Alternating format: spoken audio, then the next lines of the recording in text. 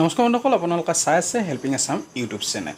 আজি এই ভিডিঅ'টোৰ জৰিয়তে আলোচনা কৰিম যিসকল ছাত্ৰ ছাত্ৰীয়ে বহুকেইখন কলেজত এডমিশ্যন লৈছে, ইউনিক আইডি ব্যৱহাৰ কৰি এডমিশ্যন লৈছে, তেওঁলোকৰ বাৰু এডমিশ্যনসমূহ কি হ'ব সেই বিষয়ে এই ভিডিঅ'টোত আলোচনা কৰা হ'ব। তেওঁলোকৰ এডমিশ্যন কোনখন কলেজত হ'ব সেই সকলোখিনি এই ভিডিঅ'টোৰ জৰিয়তে আলোচনা কৰিম, আৰু কি এডিট কৰিব লাগিব বা মডিফিকেশ্যন কৰিব সেই সকলোখিনি এই ভিডিঅ'টোৰ জৰিয়তে আলোচনা কৰিম। গতিকে ভিডিঅ'টো শেষলৈ চাই থাকিব। এইটো হৈছে ডাইৰেক্টৰেট অফ হায়াৰ এডুকেশ্যনৰ যিটো ইউনিক আইডি জেনেৰেট কৰা ৱেবছাইট DHE online.admission.amtron.in। আপোনালোকে এইটো দেখা পাইছে, ইয়াত উল্লেখ কৰা আছে government of Assam directorate of higher education. ইয়াত দেখা পাইছে আপোনালোকে online registration for unique ID generation. গতিকে ইয়াত দিয়া আছে ৰঙা কালাৰৰ বক্স এটাৰ ভিতৰতে দিয়া আছে, students who have taken multiple admission are requested to finalize his her preferred institution or college or university by logging into this portal within 30 August 2020। অৰ্থাৎ 30 আগষ্টৰ ভিতৰত যিসকল ছাত্ৰ ছাত্ৰীয়ে বহুকেইখন ইনষ্টিটিউশ্যন বা কলেজ বা ইউনিভাৰ্চিটিত এডমিশ্যন লৈ থৈছে তেওঁলোকক 30 আগষ্ট অৰ্থাৎ 30 আগষ্ট 2020 আগত ফাইনেলাইজ কৰিব দিছে কোনখন কলেজত পঢ়িব বিচাৰে বা এডমিশ্যন ল'ব বিচাৰে।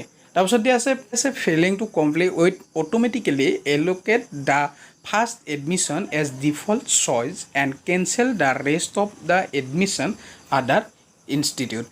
গতিকে যদি ছাত্ৰ ছাত্ৰীসকলে এই মডিফিকেশ্যন নকৰে বা ইনষ্টিটিউশ্যন কোনখনত এডমিশ্যন ল'ব বিচাৰে সেইটো চিলেক্ট নকৰে, তেনেহ'লে এইটো অট'মেটিকেলি বাই ডিফল্ট ফাৰ্ষ্ট ইনষ্টিটিউশ্যনখন বা কলেজখন বা ইউনিভাৰ্চিটিখন চিলেক্ট হৈ যাব।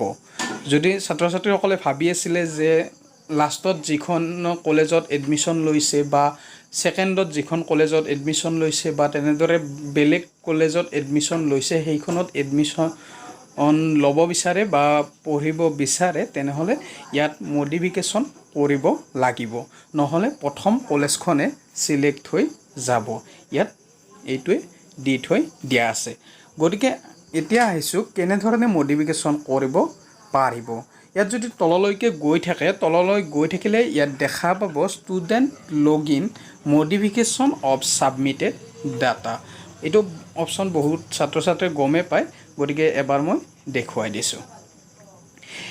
এই অপশ্যনটোত ক্লিক কৰি দিয়াৰ পাছত ইয়াত দেখা পাইছে ষ্টুডেণ্টছ লগইন অপশ্যন এটা আহিছে। তাৰপিছত ইয়াত ইউনিক আইডিটো দিব লাগিব, তাৰপিছত ডেট অফ বাৰ্থটো দিব লাগিব, আৰু ইয়াত চাইন ইন কৰি দিব লাগিব।